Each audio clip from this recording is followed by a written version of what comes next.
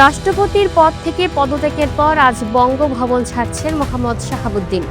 এরপর সপরিবারে রাজধানীর গুলশানে নিজ বাসভবনে উঠবেন। অসুস্থতার কারণে শিগগিরই চিকিৎসার জন্য সিঙ্গাপুর অথবা ব্যাংকক যাওয়ার পরিকল্পনা রয়েছে বলে জানিয়েছেন তিনি।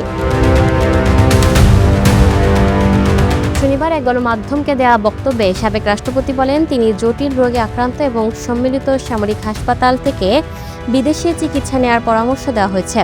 তার স্ত্রী রেবেকা সুলতানাও অসুস্থ হওয়ায় তাকে সঙ্গে নিয়ে চিকিৎসার জন্য বিদেশে যাবেন। গত শুক্রবার জাতীয় সংসদের স্পিকার হাফিজউদ্দিন আহমদের কাছে স্বাক্ষরযুক্ত পদত্যাগপত্র পাঠান মোহাম্মদ শাহাবুদ্দিন। পরে সংবাদ সম্মেলনে স্পিকার পদত্যাগের বিষয়টি নিশ্চিত করেন এবং সংবিধান অনুযায়ী ভারপ্রাপ্ত রাষ্ট্রপতির দায়িত্ব গ্রহণের ঘোষণা দেন। অসুস্থতাকে পদত্যাগের কারণ হিসেবে উল্লেখ করেছেন সাবেক রাষ্ট্রপতি। 2023 সালের 24শে এপ্রিল আওয়ামী লীগের মনোনয়নে দেশের 22তম রাষ্ট্রপতি হিসেবে শপথ নিয়েছিলেন মোহাম্মদ শাহাবুদ্দিন। তার 5 বছরের মেয়াদ 2028 সালের এপ্রিলে শেষ হওয়ার কথা থাকলেও প্রায় 21 মাস আগেই তিনি দায়িত্ব ছাড়লেন। এদিকে সংবিধান অনুযায়ী আগামী 90 দিনের মধ্যে নতুন রাষ্ট্রপতি নির্বাচন অনুষ্ঠিত হবে। আইনমন্ত্রী জানিয়েছেন, জাতীয় সংসদের পরবর্তী অধিবেশনেই এ বিষয়ে প্রয়োজনীয় কার্যক্রম সম্পন্ন হওয়ার আশা করা হচ্ছে।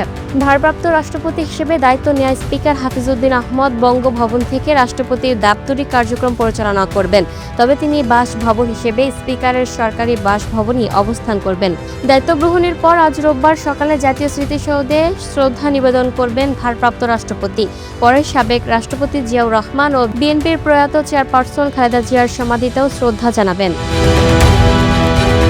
Lucky Akter, up to date news, Dhaka.